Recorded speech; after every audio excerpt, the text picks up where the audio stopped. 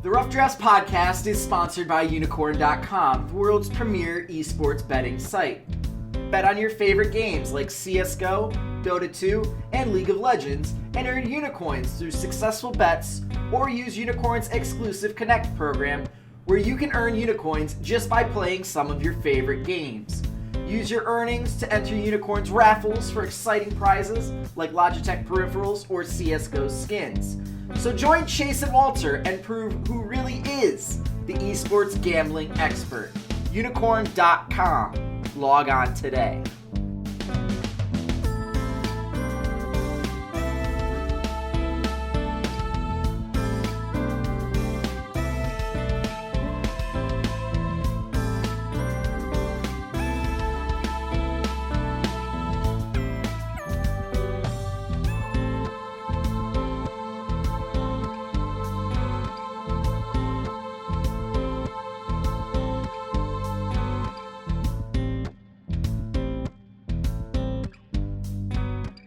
Hello, Internet! This is Chase RedShirtKing Wassenar, and welcome to Week 4 of our NA LCS Guess the Lines podcast. We have now 3 weeks in the books. The sample sizes are starting to come together. We can start making really meaningful assertions as to how these teams are working themselves out. And unfortunately, the most meaningful thing we could say is more than half of these teams don't seem to be very good or consistent in how they've been playing on a week-to-week basis. So to sort it all out and to try to see which one of those teams will come forward and start really impressing us, I'm joined by my good friend and co-host, Walter Ceades Fedczuk. Walter, how you doing, man? Man, North America. I know we talked about on the European podcast the sort of ineptitude of the bottom four. And I feel like, as you said, the bottom 6 teams in North America, it's not ineptitude. Not to the level of Orion, not to the level of Vitality.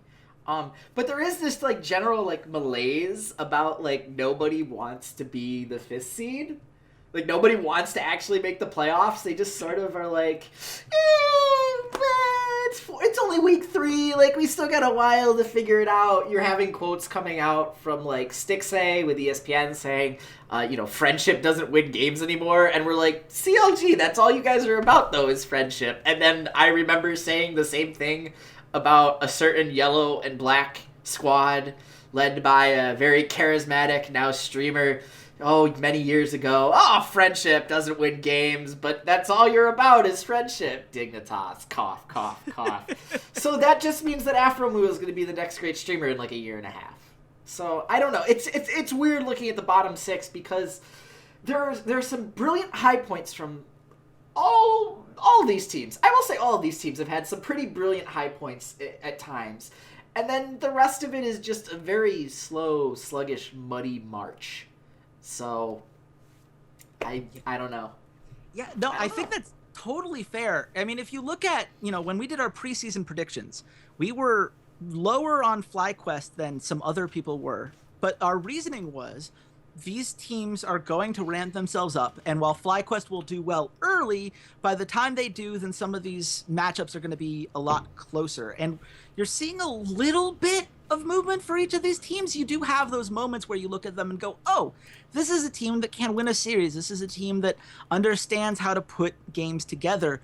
It's just a matter of doing it consistently enough. And certainly teams like Counter Logic Gaming have proven in the past, just look at last split, how they started off as weak as they did and then managed to ramp up by the time the playoffs came around. Mm-hmm. It's certainly possible, but right now you've got 6 teams that are all working towards figuring it out. And it's going to be very fun to watch as they try to put things together. But let's talk about a team that's already put things together in your mind, Walter. What team impressed you this week? I'm going to stay with Phoenix1. Even though they lost against TSM, I thought that series was insanely close and took a really Herculean effort in Game 3 by Svenskeren to make sure that TSM won that series. I think they came together a lot quicker than anyone expected. I know there were some bumps in their play in the first week and a half. But just overall, the team as a whole has just come out swinging. We brought up last week that we aren't talking about Arrow. Arrow is 3rd in percent of his team's damage. He's the quietest AD carry and by all means the best AD carry in North America this split. Ryu looks fantastic. Inori is, I think, the weak link of this team because his variance in terms of whether he's playing well or not playing well is so back and forth. And we'll talk about the Ivern pick in a moment when we get to the bad. But just as a whole, the team, when he is on his game and he is ultra aggressive, is a better version of H2K. Is a better version of that H2K squad from last year that made it to the semifinals. Do I think if we put this roster against Samsung in those semifinals, do they win? No, not a chance in hell. But, you know, I enjoy watching this team because they have just the right amount of cautious, we're going to end the game the right way, balanced with a super aggressive playmaking early game that they don't make a ton of mistakes with. So I'm on the Phoenix1 hype train. I love this team. I think this team is excellent. And I think my dark horse prediction of them to begin the split was right on the money. Yeah, for sure. I do feel like our faith in that team was justified. And, you know, a lot of it comes down to, you know, the thing that we were the most concerned about was, you know, is Zig going to be a liability? And he's been very consistent. He's a solid player. He's certainly taken a step forward from what we saw. Ryu is playing just out of his head. I love watching Ryu right now. The chase downs on Cassiopeia are just absolutely brutal. The way he's just tearing people apart. And I just have to wonder, you know, if the 80 carry patches that Riot was teasing in 7.4 put, you know, the ability for marksmen to start carrying some games again, Arrow's going to start being talked about way more often. This is very much a team that looks, you know, built to succeed moving forward, and it's still early in the season, so that's been nice. I will say, I'm going to just bring this up because you know, as someone who misjudged FlyQuest at the beginning of the season, I find this fascinating. They have the second highest gold lead at 15 minutes, 1,299 on average. That is bonkers. Cloud9, in case you're curious, is third at 800 gold less, approximately. They have the highest first blood rate at 71%, because Moon's been playing just so much better than we're traditionally used to. I love the way that High has managed to consistently not only do well in team fights, but, you know, be the shot caller that they need him to be. And at some point, you know, I've been saying for 2 weeks, they need to beat a good team. They need to beat a good team. They've beaten everyone in front of them. And while this week is going to be the biggest test that they've had so far, there are a lot of reasons that they've shown that why they're going to rise to the occasion. That said, not every team can rise to the occasion, Walter. What team was the most disappointing to you? So this isn't a team thing. Because I can talk about Envious, I can talk about Dignitas. I want to talk about Ivern. I think there are maybe 3 junglers in North America that should play that champion. I don't think Inora is one of them. I think Svenskeren can get away with it. I think Chaser and I think Lyra can get away with it. And the fact that I'm mentioning 2 of them that are the bottom 2 junglers team-wise in the league should tell you something. I think that North America has identified itself as the super aggro, assassin, kill composition style of region. And do I think that Contracts and some of these other teams, as they start to do the double 80 carry comps, I think maybe Moon will probably bring it out at some point. These double 80 carry with the Ivern, you know, tank top laner and a good support, these are starting to become prevalent, especially in Europe and Korea.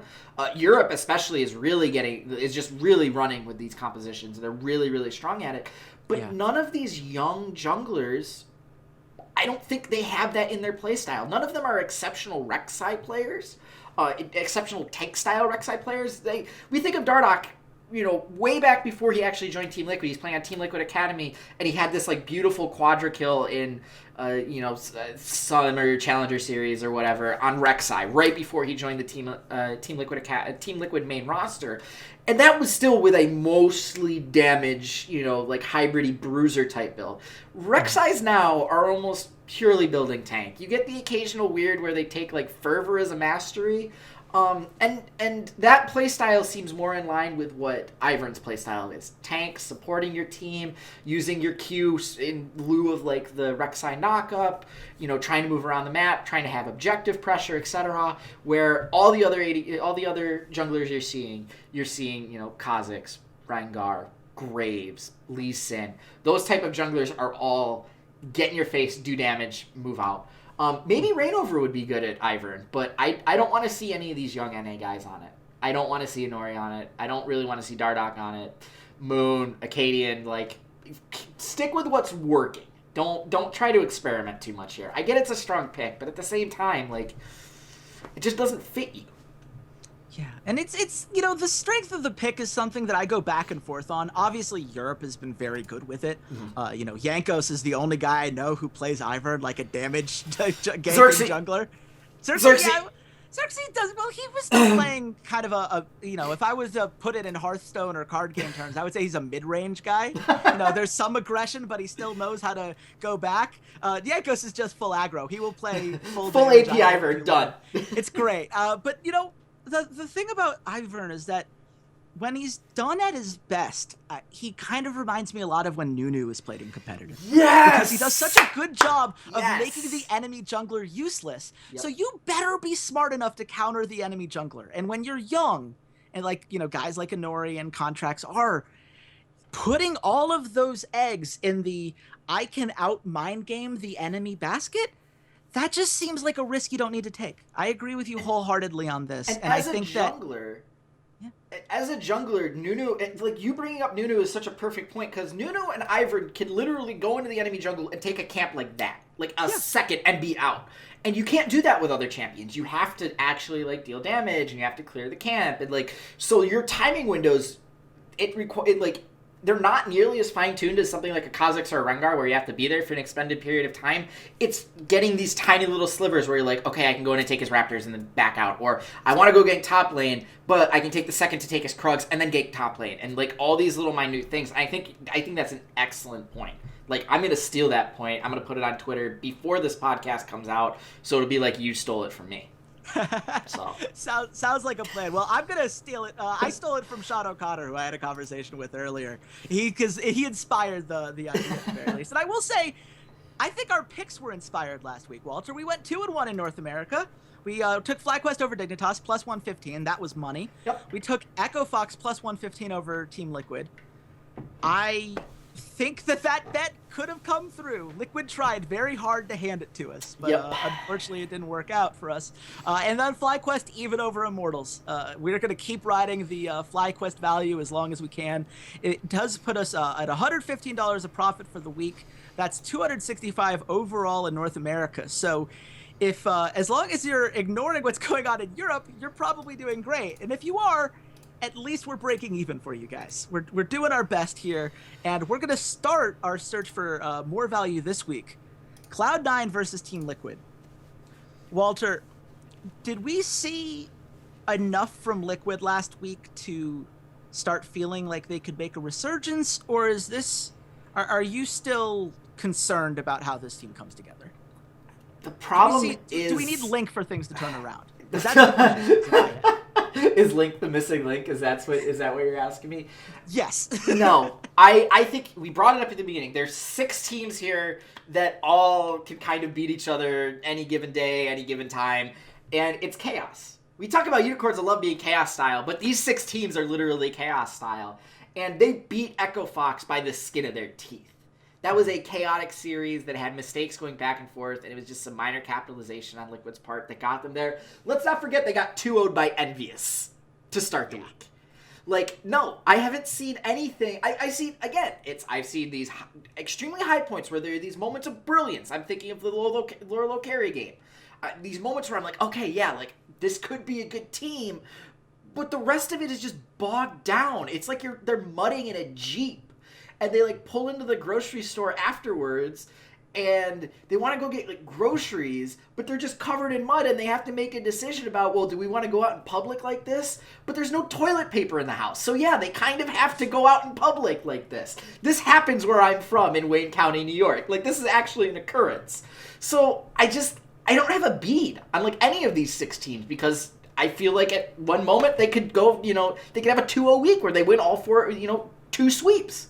And then the next week they could get swept in both of their series. So, no, I don't feel confident about Liquid at all. I don't feel confident about any of these 6 teams. Ask me which of these 6 teams are going to make the playoffs. I will give you a different answer every half hour. That's totally fair. I do think it's interesting to me that Reignover is someone who, on paper, like when you watch him, the eye test tells you like, yeah, Reignover's still smart. He's making plays when they're doing well. But Reignover is the guy that I like to point to as the sign of whether Liquid is going to win the game or not, because he has a 2.4 KDA right now. This is one of the worst Reignover splits as far as pure stats goes. He has the lowest kill participation percentage on his team. He has the third highest death percentage on the team. He's only getting about an average 27% of first bloods, which for the record has left their goal differential at 15 minutes at negative 1,997, which is by far the worst in the league. And it's one of those things where if they could just figure out how to get Reignover going and set him up in the way that Immortals set him up or Fnatic set him up. They can't do it. They can't do it. They don't have the laners. The problem is there's so much pressure on him because Huni was amazing. Polbelter had an exceptional summer split, and his spring split he was pretty good too. Like Wild Turtle definitely declined in the summer, but his spring split was solid. Like their laners were so good and took so much pressure off of him from the lanes that he could go into the enemy jungle with impunity. He could move around. He could ward. He could invade. He could go gank a lane. He had all the information to succeed because his lanes were so strong. You don't have that on Liquid. You don't. Golden Glue's not beating anybody in lane. Lorlo maybe 40% of the time he can go even, maybe beat the opposing guy in lane. Like, Lorlo's their bright spot. He could probably beat anyone in lane. It's the same thing. Like, he could have this moment where he could probably beat Someday in one game in lane, but then get stomped the other two. And then this bot lane. I'm not gonna rail on him again, but the bot lane is terrible. The bot lane is atrocious. They don't have a Team Liquid Academy roster to go back to and try and mix things up. I think this is a sunk split for Liquid. I truly think it's a sunk split for Liquid, and they're going to go into the spring-summer off-season, and they're not going to have a lot of options, because I don't think teams are going to do a ton of roster changes in between spring and summer, at least not for quality players. Everyone's going to want to keep their quality players for a Worlds run.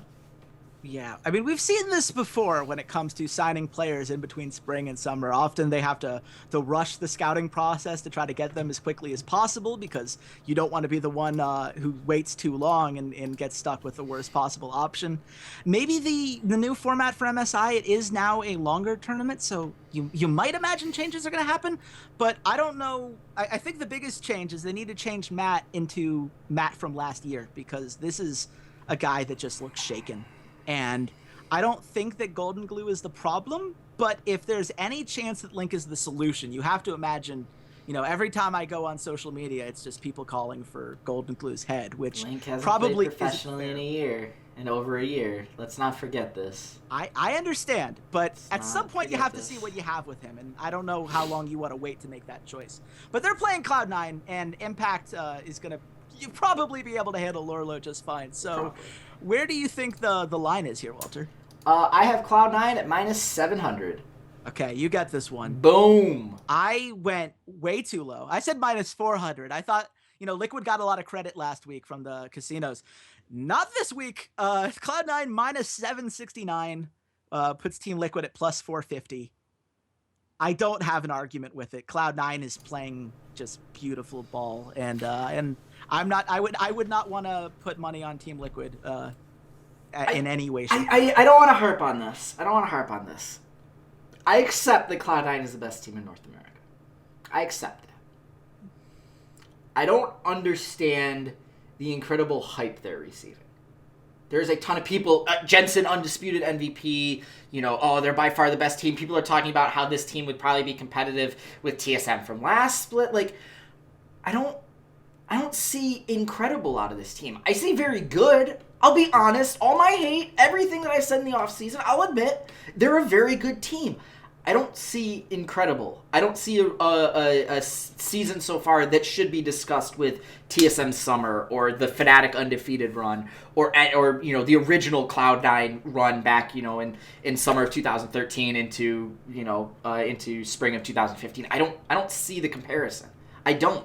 I think they're very solid. I think they are making the right decisions. They're utilizing the fact that Contracts has a little bit more influence on the early game. But I'm not seeing these incredible, and maybe it's just I'm not seeing incredible individual play from Jensen or Impact. But I looked at stats. I've watched every single game that Cloud9 did. I went back and watched some of the earlier ones because I truly want to try and understand why everyone is projecting them out as like this world beater. And I can't say that Jensen and Impact haven't improved. I've looked at the stats. They've improved, steadily. And maybe some of it's just that they haven't hit, 40-plus games played in the split because we're only going into week 4. But if someone can point to specific examples about why Cloud9 is like an impeccable team and perfect, forward them at me because I feel like I'm just missing something here. I think that it's a natural pattern, right? In that people want to believe that there is a great team in North America. It's just instinctual. You want to believe that your region is good.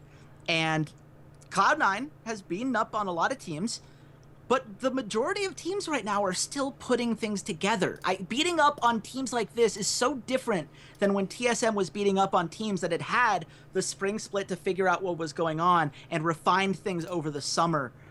I want to see how that adaptation goes. That's what I'm very curious about. I want to see what happens as some of these lower tier teams figure it out and start to challenge some of these things that Cloud9 are doing. I have them right now as great. I don't have them at the fantastic level I had TSM at last split. That's the thing. I don't get Jensen over High. I don't get having Jensen be the MVP over High. Not at all. I don't understand it. That's the part that's really blowing my mind. I don't get it. Well, we'll get to that game later because they're going to get a chance to battle it out mano a mano for it. Yeah. But first, Immortals versus Dignitas. The battle of teams that have disappointed us so far this split, Walter. I know you were big on Dignitas going into the split. Last week you said not time to panic. Are you panicking yet? Yeah, I'm nervous. I'm nervous about my unicorns on them winning the split. I'm pretty nervous about that. Lod has sort of regressed a little bit. Keen is not improved at all. He's getting caught out a lot. And Dignitas are really not even trying to hide the fact that they're like, yeah, someday has to carry us. They're not doing anything to try and hide that fact. I don't know what the fix is. Maybe it's that they just need an AD carry meta shift because Lod, frankly, on Envious, that they struggled towards the end of the split. That was when they struggled, when he couldn't play super lane dominant AD carries. He was doing fine. Like, he wasn't bad at Ashe. He wasn't bad at, like, Ezreal. But just for some reason, they're struggling so much. And it's just the other 4 really aren't pulling their weight. And Dignitas aren't trying to hide the fact that it's someday carries or we lose. So, they don't have good macro decision making anymore. They don't even play, like, they could have won that game 1 against CLG, but they just weren't patient enough. They got antsy and they weren't willing to sit back and let someday carry them. Coaching staff has a lot of work to do here. They really need to figure out exactly how to make this work in terms of resource distribution, in terms of prioritizing where they want to go, in terms of what to do when they are running a 4-1 split push composition. It's messy. It's just really messy. This is the muddiest of all the muddy Jeeps. No, absolutely. I agree with you 100%. I was afraid this might happen, mostly because I was, I've been low on Keen throughout his career as a general rule. I think you hit it on the head when you talked about a lack of patience. This is a team that so desperately wants to prove that they were worth all of the time and money that has been put into purchasing these guys and importing someday over, someday obviously wants to be on a winning team. The guy's, was arguably the best top laner in the world at several points throughout his career. This is just rough to watch because if you're going to play through him, you need to do a better job at getting him the kind of time to scale up in this meta, and they're just not holding on long enough. And I think that maybe they can do it against Immortals, because Immortals is not a team that wins particularly quickly either. Yep. They do have Dardoch, though. He's got to be just frustrated by how this is going, right? Because my heart's breaking for him that he joins a team that on paper should have been fun, and Pobelter just decided to take the split off. And their bot lane is terrible. I hate harping on it, but the bot lane is terrible. Pobelter decided to take the split off.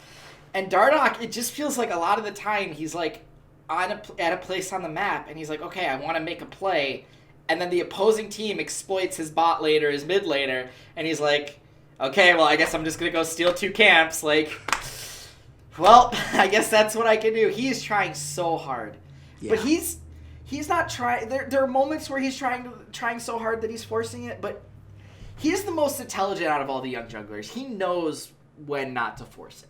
And he's, sure, we can make fun of him for missing, a Kha'Zix jump over Wraith Wall or missing a flash or, has there been moments where he's tried to gank and, oh, there's the enemy jungler sitting in the side lane bush. Like, of course. It happens. Mm-hmm. It happens to the best of us. It happens to me, for God's sakes. Like, and I'm an impeccable jungler. Of course I'm Challenger.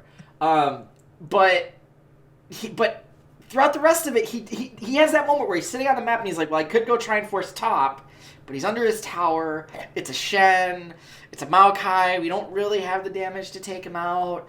I'm just going to go take camps. Like you can see him actively making those decisions in those moments, and he's making the correct decisions, where I'm seeing guys like Acadian, I'm seeing Moon do it sometimes. I'm seeing Inori do it especially. Inori is really the one that when he sees someone else make a play, he's like, I have to make a counterplay.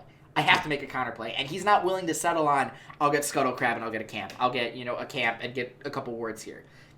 Dardoch has now gotten to that point where he's shifted to that type of mentality of like, okay, I'll do this little thing that's not as big as that other thing, but it'll help me out, and maybe I can make a big play later.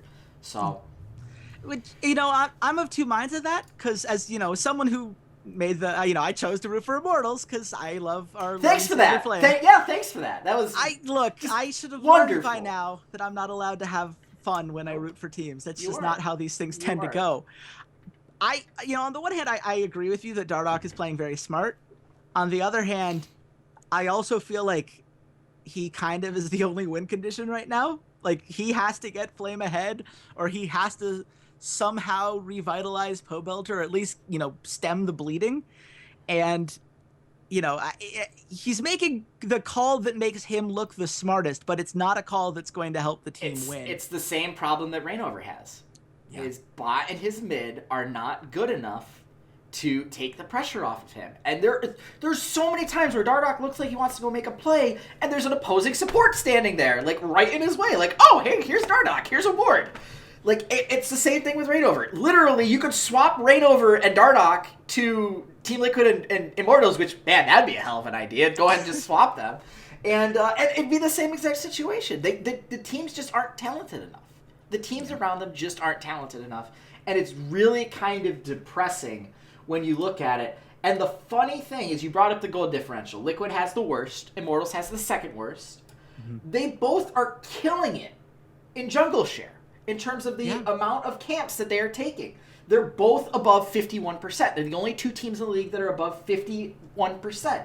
Other than followed by Dignitas. Again, bad teams, their junglers are just going and taking jungle camps because their lanes are just so weak that they can't go make plays. When they're trying to go make a play, and their lane falls apart on them. So I just think that's very telling that when you look at some of the really bad teams, that's the stat that they're good at is, okay, well, we're just going to take a jungle camp. And I think it shows the intelligence of those three junglers. It's just a shame that, out of their 9 lanes, 6 of them are kind of terrible. It's not ideal. I think that's safe to say. Suboptimal, perhaps.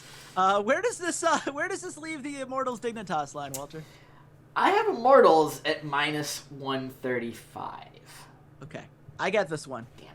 I said Dignitas minus 160. It is Dignitas minus 149.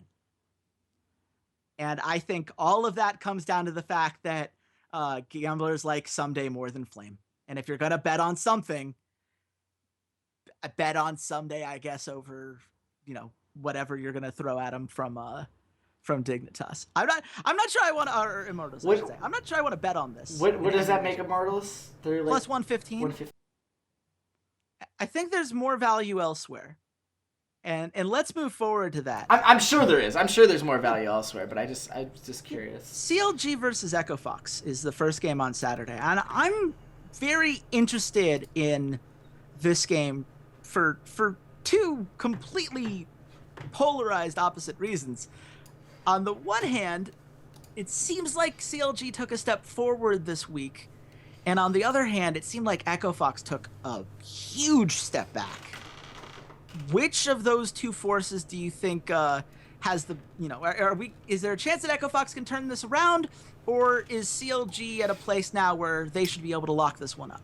Well, I just want to say that in week 2, CLG took a massive step back and Echo Fox took a massive step forward. You're not wrong. So I think they're pretty even. Like, I think these are two pretty even teams. I think they're even in their own ways. I think CLG's bot lane is much better.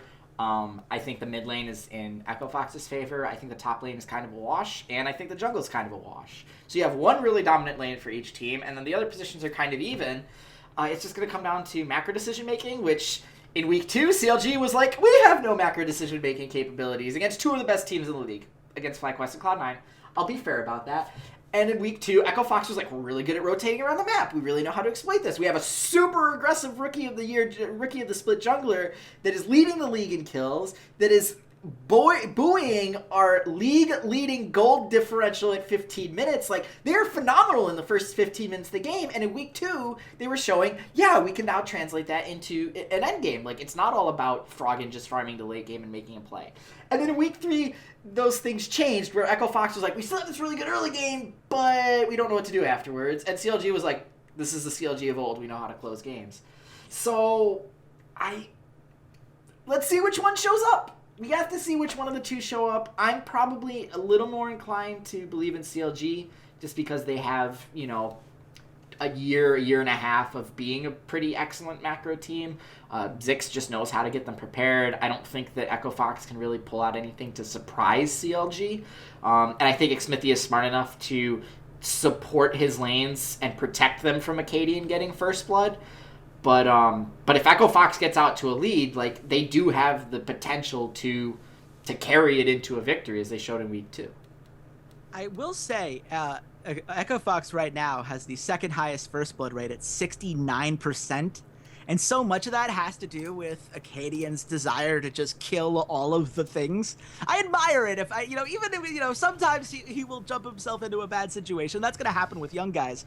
But the number of Kha'Zix resets, just watching him hop all over the place as he desperately tries to kill everything in sight, has made him fun to watch. And if they can turn that into map objectives, they're going to be fine.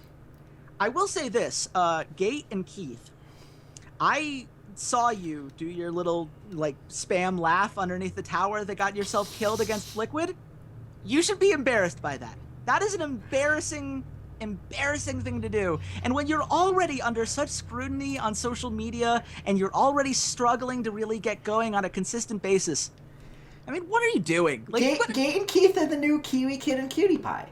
That's not a positive thing to aim for, Walter. No, but that's who they are. They're Kiwi Kid and Cutie Pie, and that means Gate's going to have a nice long career that we're going to be wondering why he hasn't retired yet, and Keith is going to go on to be a fairly successful streamer in about a year. Like, yeah, that's literally you saying that, and I'm like, yeah, I'm a Cutie Pie, and Kiwi Kid used to do that. Yeah, you're not wrong, and I will say this.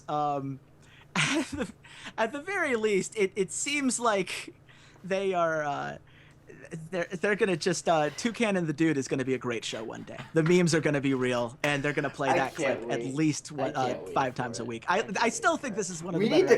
We need to get that trademarked like tomorrow. We really do. We need to get Nintendo on the show and sell him on this. I think he'll come on board. What do you think the line is, Walter? So I'm gonna give a slight edge to CLG because Xmithie has the slight edge over Acadian in first blood percentage. I have CLG at -150. Okay. I get this one. I said CLG -220. It is CLG -208. Which I think is fair. There's a little bit of Echo Fox value, plus 155. That's in play. That's absolutely in play. I think we might want to return to that later, depending on how some of these other lines go. Yeah, I'm not a fan of that line at all. That's giving CLG way too much legacy credit. It's a little high. I mean, but at the same time, I think that Echo Fox needs to prove that they have some mental resilience. The way they fell apart in game 2 and 3 was really embarrassing against Liquid. It was a sign of a team that, as soon as things started to turn, they had that look in their eyes of, oh my god, we're going to lose this game. And Liquid tried desperately to throw game 2, but you only get so many chances that, if when the window's held open for you, and they just need to prove that they can take advantage of them. Let's see, Phoenix1 versus FlyQuest. These teams are hoping to take advantage of this series to get ahead in the standings. These are, a lot of playoff implications on the line for. This is a sneaky good series. If you told me, week 4 you'd be excited about this series at the beginning of the split, I would have laughed it off. But this is a sneaky good series. This is possibly the best series of the week. So, Walter, if we're gonna highlight this series and say that it's a super fun series to watch, what in particular are you excited about with this series? Ryu versus Hai. It's got to be Ryu versus Hai. They both have such similar play styles. As a whole, the very roaming, shot calling, taking care of the macro, sort of micromanaging aspect of it. That's really what I'm excited for. I'm excited to see Moon versus Inori. I think that Inori has had higher highs but some lower lows. I think Moon has been very clever in terms of his champion picks. Playing Nidalee, playing Evelynn, I think that's going to be the youngster that will play. I think if Ivern is played in this series, it's going to be Moon. I think it makes sense for Moon to play it, especially when he has the new general and Hai to micromanage him around the map and be like, okay, we're going to do this. Now we're going to do this. Drop Daisy now.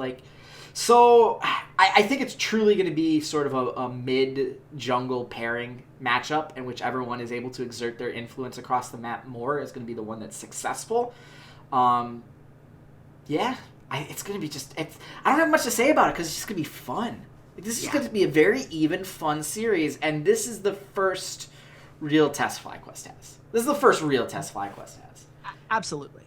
And it is nice, these are two teams that we can say pretty confidently understand the macro game. Even TSM has had some issues closing out games, and you've seen, this whole idea of too good not to. You to don't get say. You're not figuring it out. Phoenix1 and FlyQuest do seem to have figured it out, and it's really going to be a battle of, whether Phoenix1's, roaming tendencies with Adrian and Ryu are going to be able to do more than, FlyQuest, who I believe maybe has some lane advantages. I like the way that Alltech and Lemonation are playing right now quite a bit. That's been one of the more pleasant surprises to me, is just this Alltech guy who I used to have so much faith in finally turning things around. At the end of the day, Walter, where do you think the line should be? I have Phoenix1 at minus 200. Okay, I get this one. I said FlyQuest minus 130, and I hate to say this, Walter. This is even, isn't it? They finally have adjusted. It's not even. FlyQuest minus 119. Phoenix1 is minus 108. So they're technically both getting minus odds, which is unfortunate, but it's very low minus odds. So if you genuinely are confident in whichever team's going to win this series, you should totally go for it. I will say that, unfortunately, Unicorn doesn't have, actually, what are the odds that this goes to 3 games is, I think, something that I'm gonna want to look at, because that could be incredibly helpful for us. But we'll come back to that when we do our best bets at the end of this of the episode. But let's talk about TSM versus Envious, or maybe let's not talk about TSM versus Envious. Is there anything you really want to say about this game? It seems pretty straightforward on paper. Listen, I'm envious as a dumpster fire, but they're not as bad a dumpster fire as someone like Orion. And the Phoenix1 FlyQuest is minus 105 for 3 maps. Yeah. So, yeah. See, I'd rather look that up and just kind of ho hum. If TSM doesn't win this series, or if this is like a 2-1 series, I think TSM is the worst out of the top 4 teams. Yeah. I think they're the worst out of the top 4 teams, and I'm going to say it again, Reggie better be begging Doublelift to come back and play for him, because Wild Turtle is not the answer. And I didn't watch the Parth interview where they talked about, remaking the entire shot calling thing. I hadn't had a chance to, so I do want to go back and listen to some of his thoughts on it. But dude, whatever you're doing is not working. Your shot calling is atrocious. And really, you almost lost that series against CLG unless Svenskeren just absolutely goes off. Or against Phoenix1, unless Svenskeren goes off and Inori doesn't play Ivern. You got really lucky that Phoenix1 got cute and put Inori on something that I don't think he's good at. So. Yeah. I like to call TSM the Jack Sparrow of the NA LCS because they're the worst 5-1 team I've ever seen, but they are 5-1. They are 5-1. No, Envious was 5-1 last split. I mean, that's true. Or 4-2, something like that. It was really it did not end as well for them as they had hoped. It's tough. I want to, obviously the talent is there. These individual players, you should figure it out. It should come together and look like a cohesive whole, and it just doesn't. I wonder if Hai wants to play AD carry. We'll bring Hai in. He'll play AD carry. He'll shot call for us. Man, I believe that if Hai came onto TSM, it might break the subreddit. Like it would be possibly. Let's just hide the fact that he's basically still on Cloud9, which still irritates me every time Jack tweets about it. I get you're friends with them, but man, I've said this before. If I was Wesley Edens, I'd be freaking furious. I'd be furious that people are just referring to them as Cloud9's B team or Cloud9 White. Yeah, I'd be furious. It's not ideal. Where do you think this line is, Walter? TSM minus 600. Okay, you get this one. Yeah. I went a little bit too high. Perfect. I said minus 700. It is TSM minus 500. So that's Envious at plus 335. And I don't think I would touch this game for anything. I'm kind of sad that I have to watch it, to be honest with you. It seems it's going to be, who knows? Maybe TSM starts putting it together. I'd like to be wrong on that. But we're going to move on. I'd love to be correct that they fix it, but I don't think maybe they'll figure out how to do shot calling, but no, I don't think so. Yeah, we'll have to see it to believe it. Yeah. Liquid versus Immortals. We've talked about both of these teams already. Is there any one thing you could point to in this series that'll define who comes out on top? Which jungle top lane has a better series? That's what it's going to come down to. Are Reignover and Lorlo better than Flame or Dardoch or vice versa? That's essentially what it's going to come down to. Because their other lanes are, I think, dead even. Maybe Pobelter finally wakes up and is able to exploit Golden Glue. That's a possibility. But I think these teams are almost the exact same team at their core. Yeah. It seems like if you were to make it like a mirror universe and just pull them in, it's almost exactly, point for point. You've got top laners who have been the most consistent, guys, laners on the team and are trying to be the guys that the team plays through. You've got two junglers that would love nothing more than to gank for people if they had a lane to gank. You've got two mid laners who at one point people considered promising and just don't seem to have put it together this split. And a bot lane that looks better on paper than it has in real life. I don't know which version of this shadow battle is going to come forth, but let's see where you think it goes, Walter. What did you put the line? I have Team Liquid at minus 135. Okay, you get this one as well. Yeah. I went too high. I said Team Liquid minus 150. Team Liquid minus 118, which puts Immortals at minus 111.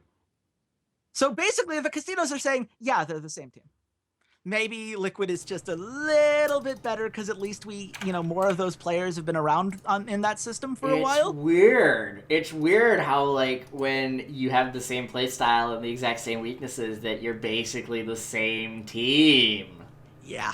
Weird how that happens. I'm just glad it seems like the casinos recognize that. They didn't try to give any legacy points on either side, which I appreciate. Unfortunately, it means that there's absolutely no value, so you know it's coming. Stay away! Don't do this. You don't want to be the one who's like, man, I really need Team Liquid and or Immortals to come through on Game 3. You don't want that for yourself. I promise you that's not how you want to spend your last game on Saturday. Let's go on to Sunday's games. Echo Fox versus TSM. Echo Fox, they need to fix their macro mistakes. TSM needs to fix their macro mistakes.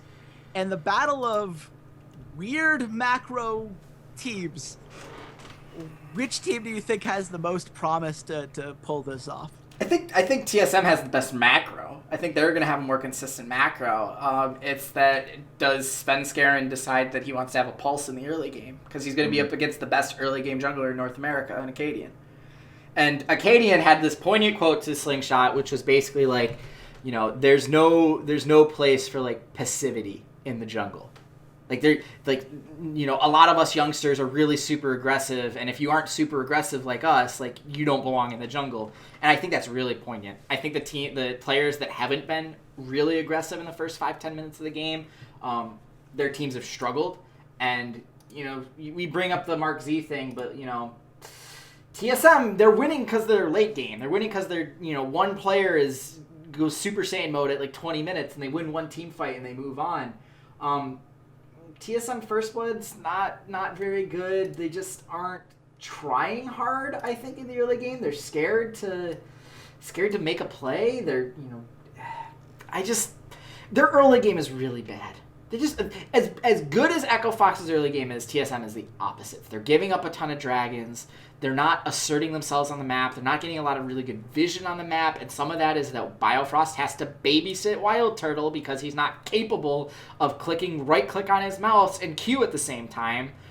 It's just a really flawed team, but because their players are so talented in 4 of the positions, they're getting away with it because they just make a great play 20 minutes into the game and turn it around. They make that one team fight and they're able to turn it around from there.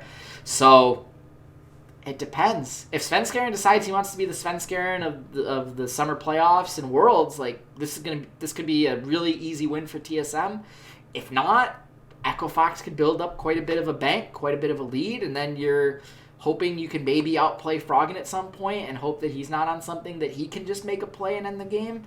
Let's not forget, like, there was a series last year where Echo Fox won a game against TSM and kind of made a series look a little weird because TSM didn't want to be aggressive against them early and let Froggen get to a point where one play and he won the game.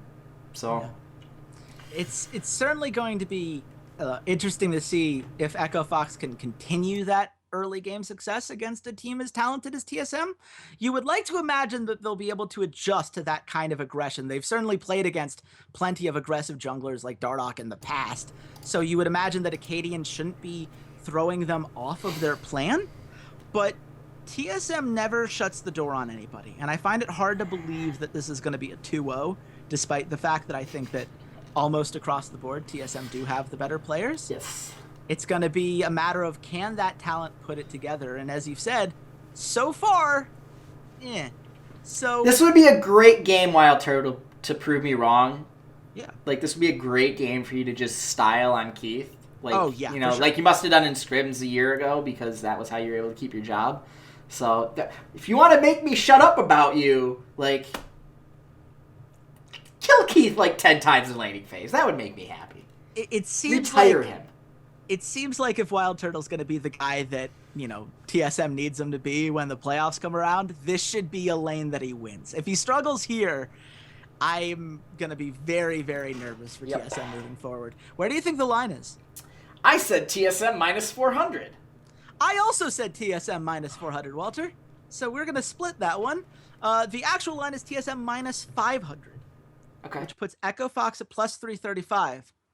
And I'd like to point out that we can get plus 140 for it to go to 3 maps. And TSM has yet to win a series in 2 maps. Just pointing that out. Plus odds for something that has happened every time TSM has won. We might want to come back to that. I think Echo Fox can win 1 game. I don't think that. I'm not liking all these offbeat parlays and betting front 2-0s and 3 maps. They're not sitting well with me, dude. They're just not sitting well with me. They're like my boogeyman right now. It's just. Well, hey, you got to remember, NA's been kind to us, so maybe we'll see. We'll come back. CLG versus Phoenix1. Phoenix1, obviously, this is a series that you feel like they have to win if they want to cement themselves as, the kind of dark horse that you and I believe they are. CLG obviously desperately wants this win to kind of assert themselves as, their progress from week 3 being the team that they're, going to continue improving to become moving forward. Right. Which version do you think shows up? Do you think that CLG has the tools to make a splash here, or is Phoenix1 going to be able to shut this down? Not for 3 games. I think maybe for 1 game that CLG might be plucky and you might have a Aurelion Soul game or something like that, but I don't think for 3 games. I haven't seen consistency from them. Darshan and Hui are same inconsistent players that they were all last summer. Because of the meta, Stixay isn't in a position where he can carry. I mean, maybe if he switches to like a Misfortune or something where he can just try and deal a whole bunch of damage and tower siege, and who knows, that's a possibility. It also works really well with things like Morgana, which Aphromoo has always shown an aptitude for. But Xmithy, as much as he's getting first bloods, he doesn't look as good as he did in the summer either. Like, it seems like the two players that were keeping them afloat in the summer have downgraded slightly, and some of it's meta, some of it's just their play patterns and whatnot, and I don't think they could afford to do it when they just barely squeaked into Worlds because of how well they did in the spring when they were at their peak form. So I'm not really worried if I'm a Phoenix1 fan. I think CLG makes it a close series. They win a game. One of the other games is kind of back and forth, but I think Phoenix1 has shown they have more impressive players across the board, and their macro game is pretty spot on. And the one place I'd say is you want to go exploit is Zig.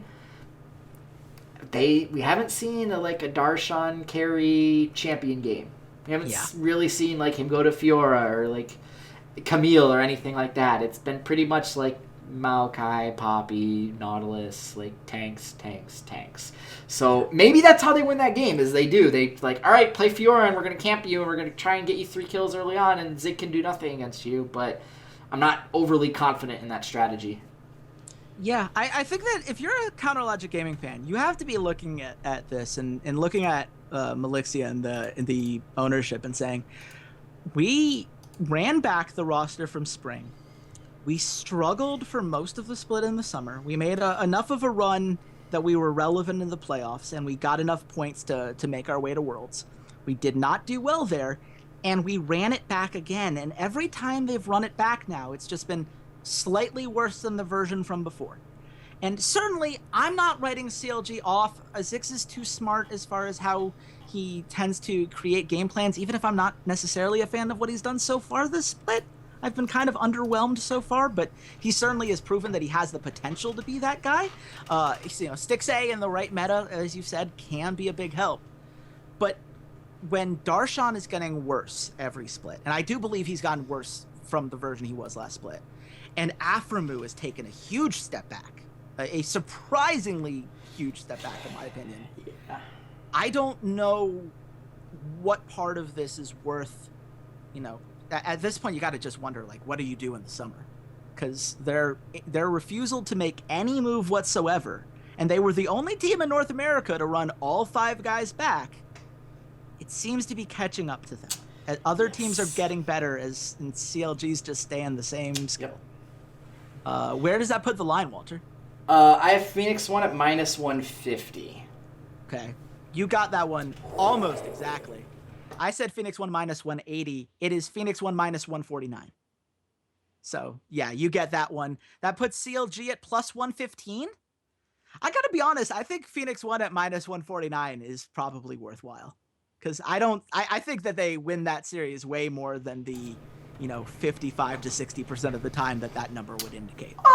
Yeah, I'd say that's -149 is pretty good. If you're looking for a decent favorite that still gives you some money back, I'd say that's pretty strong. Well, we've got 2 games left. Let's rapid fire through this first one. Dignitas versus Envious. Again, we've kind of gone over this before. What's the line, Walter? Dignitas -135. Fair it is. I get this one. Damn. I said Dignitas -200. It is Dignitas -256. Envious +190. That seems questionable to me. I understand that Envious has only won 1 series, but I thought that Ninja looked better in the mid lane, and Vera is good. He's a genuinely good player. I kind of like Envious. I That kind of like that. That's got some pretty good value. I'm not sure I want to gamble on this because it's the same thing. I don't want to watch this series, and I don't want to be Envious needs to win this 3rd game of this best of 3. But that's got some pretty sneaky value. Mm-hmm. It's gonna be interesting. And speaking of sneaky, FlyQuest versus Cloud9. What a way to end the week. This is truly, as much as I like Phoenix1 versus FlyQuest because I want to see whether Phoenix1 rises to the occasion, this is the highlight. I mean, this is the highlight. As much as the LCS scriptwriters couldn't have written this any better. Oh man, It really does feel like everything sick. came together for Riot as far as the storyline goes. And it's going to be, I'm very fascinated to see, if any team understands, the strengths and weaknesses of the guys on FlyQuest, it's Cloud9. But it also, High and Balls and Lemon Nation, they know everyone on that Cloud9 roster. They've played with all of them. They understand the ins and outs on that side as well. So when you have these two teams that have both been smart, that have both exhibited strong macro decision making, that are both mechanically solid and more than solid in most of the roster, what's the difference maker? How do you take these two teams that have such an intimate knowledge of each other and poke these little holes that they're going to need to come on top? It's called, just give me 1 second here. 1 second here. It's called Body by Jensen. Oh God, that was so much creepier with my headset. This is really a nice quality. It just, oh my, that's gonna haunt me in my nightmares tonight. But yeah, Body by Jensen. High in the Boys is aptly named because it runs through High. High is the be all end all. He is doing the most damage percentage of his team in the league. He is now ahead of Froggen. He has the highest damage per minute in the league. He has the most kills in the league. Or second most kills in the league. Third most kills in the league. Sorry. He's behind Acadian and Moon, and I think that's massive. I don't trust him in lane against Jensen. I don't. We haven't seen High go against one of the two big dogs. We haven't seen him against Jensen, and we'll see him against Bjergsen next week. The times that he's beaten Bjergsen, he's cheesed him. He's done Teemo. He's had his team set up. He's had really good matchups. He's done the thing where he's like, I don't care if I lose laning phase. I'm going to win the game, so I'm just going to play. He does the opposite of Keen. He doesn't pick a cheese pick. He's just like, I'm going to play super, super safe, lose the lane by 40 CS, but because I'm a better shot caller than you, I'm going to ward up. I'm going to take advantage of your jungler. I'm going to take advantage of your support that's roaming around. Like, that's how I'm going to win the game. I foresee a similar path to victory here, but that hasn't been how he's played. He has played, I'm going to go mano a mano against every mid laner that I go against, and I think that's FlyQuest style, is they need to have someone win a lane. And it's not going to be Balls. Balls hasn't won a lane against anyone in like 3 years at this point. Altec and Lemon Nation, you can kind of bank on them maybe to win a lane, but I think Sneaky and Smoothie are effective enough that it's at least going to be a draw. Like, at best case, I think it's a draw for FlyQuest. So now you're leaning really heavily on, can High beat Jensen? And I don't think so. I think Jensen is a better mechanical player, so that's going to rely on High going to one of his alternative. Maybe we see Kennen mid.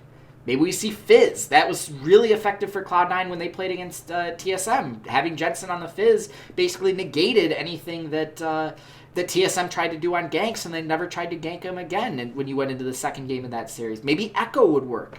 I think that is the crux of the game. Is going to center around the matchup between Jensen and High, and I have to give Jensen the advantage. I think that's incredibly fair. I mean, the one thing that really, rings in my head every time I try to theory craft this game is Cloud9 could have taken any single one of those guys from the Challenger roster and moved them up to the main roster throughout last year. Boo. I already and hate they this argument. didn't. What has changed? You have to believe that something has changed from the fact, like, they took Impact over Balls. Has anything changed from Balls to say that he is better than Impact from the time that Cloud9 benched Balls for Impact? Not much. Has, contracts, is the one thing you can't really point to because FlyQuest went out and signed a new jungler, whereas contracts was from the Challenger team. But they took the guy that they believed was the best guy. Yeah, they didn't take Meteos. Yeah, exactly. Yeah, Jensen, would you have ever started High over Jensen? No. Why do we know that? Because they didn't do it when they made that choice multiple times. Same with Jensen versus Sneaky versus Altec. Same with Smoothie versus Lemon Nation. It's very hard for me when I look at just top to bottom, bit by bit, to say any single part of FlyQuest should have the advantage. if you believe that Cloud9 knows what they're doing as far as player evaluation, which I'm inclined to say they do. Now, I'd agree. And for the record, being the more talented players and being more talented for what the Cloud9 system wants to do doesn't necessarily mean that, that FlyQuest can't put together a, style of play that's able to subvert that. Teams can win if they have more cohesive team play, even if they're not necessarily as mechanically talented. It's just that all of the lessons that High is bringing to FlyQuest about how to play the game are the same lessons he taught all of Cloud9 how to do. And that, to me, it leads me to believe. I thought Reaper was the coach of the split last year, Chase. I think he is. But you know what a good coach does? He listens to intelligent people around him. A coach doesn't order by decree. A coach listens and theory crafts, and when a good idea comes Depends on your type of coach. I'm pretty sure Kakoma orders by decree. That's like, fair. I'm Kakoma, you do this, Faker, and Faker goes, okay. You're not wrong. There are certainly just saying. Different ways to do it, but I think it's going to be a very interesting series. I would love to be wrong, because that would make it very fascinating as far as I'm concerned. If FlyQuest does pull this off, then we have a ton of questions about, where both of these teams go moving forward. But Walter, where do you think the line is? This is a nightmare scenario for me, because no matter what happens, Jack wins. Yeah. I'll just let my inherent Cloud9 and anti-high bias shine through. I dislike both of them as people in general. So I lose either way. Either way I lose. And I'm probably going to lose the week here with this guess. I have Cloud9 at -185. You do lose the week with that guess. So I go to 5-3 overall. I'm back. I told you, man, after Sunday, I just threw myself into all of this podcast stuff. I needed to take my mind off of it. I felt like I was in the zone. I had Cloud9 -200. I was not that much closer than you. It is Cloud9 -303. That's FlyQuest +220. That seems wrong. Like, I know I just made the case of like Cloud9 should be the better team just by them having made the decision that they believe this is the better team. But +220, man, that's a lot of value. I think that happens more than, what that would indicate, right? Am I crazy here? Yeah, you're crazy. You're crazy. They're gonna shut High down. You think that that FlyQuest doesn't win this series more than 31% of the time? How do they win if High doesn't go off? There's the answer to your question. Okay, I think Cloud9 are gonna focus the hell out of High. I think that's and it seems like, oh wow, Walter, that's such like a brilliant thing to say. Focus the mid laner. Oh my god! But nobody's done it because they haven't played against one of the they haven't played against the better teams yet. They haven't played against the other 3 top teams in the league. And we saw last night or early this morning when we were recording, BBQ Oliveras versus Longzhu Gaming. Everybody was on BBQ. Oh my god, they've been looking good. And there's like 3 or 4 Twitter analysts that are like, yeah, but they haven't played anyone good. And we've been saying this entire podcast that 6 of the teams suck, and they haven't played the other 3 top 4 teams. Yeah, so the 6 teams that suck are the teams that they've beaten, which is just and they lost to one of them. They lost to one of those 6 teams. So come on. Yeah, I mean, and for the record, like, you can only beat the guys that are in front of you. And that's fair. I'm not going to argue that they're not number 2 in the league, but you're saying, oh, they're at +220. I think that's fair, because how else do they win without High? If High isn't dealing 30% of their damage a game, do they win against 5? Do they win or lose those other 5 games? And now you're talking about the best team in North America at this moment. Everyone knows High is the crux of that team. No one's been good enough to exploit it. And I think Cloud9 is good enough to exploit it. Yeah, and certainly they would understand that more than any other team, just by having worked with them for as long as they did. Yep. We need to find some value, Walter.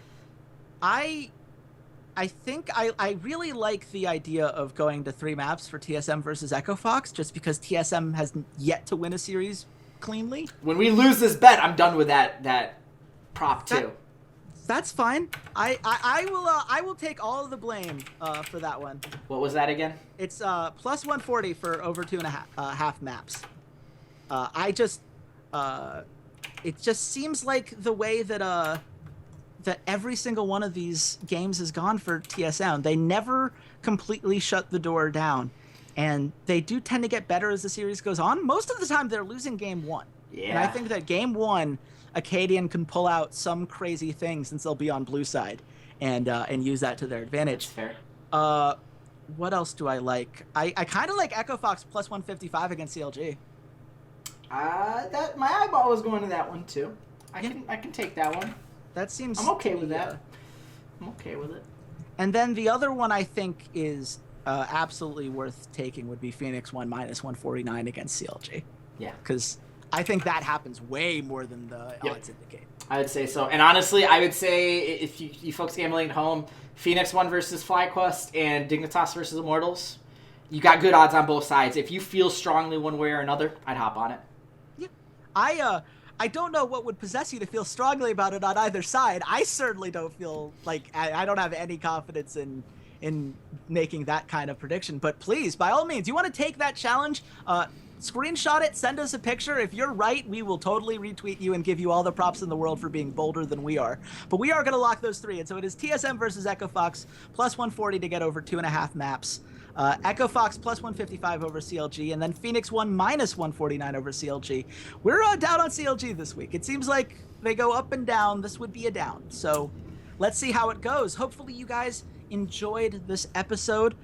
If you did, please consider following us on social media. I am at RedShirtKing. Walter, where can the nice people at home find you? You guys can find me at Ceades _LOL. I'm serious. If you guys could tell me exactly with like examples, I need a 6-page essay about why Cloud9 are an incredible team this split. That's where you can hit me up at, and my email's on there too. So I'm dead serious. If there's some young analyst out there that wants to like go out and be like, this is why they're amazing, this is why you're an idiot, and you're just biased, and you hate Jack, and you just hate Cloud9, and yada, blah, blah, blah, blah, blah. Go for it. I'm actually welcoming it right now. And if you want to hear more impressions like that, make sure you hit that subscribe button, guys. And if you give us a thumbs up or comment, we really do read all of them. We really appreciate it.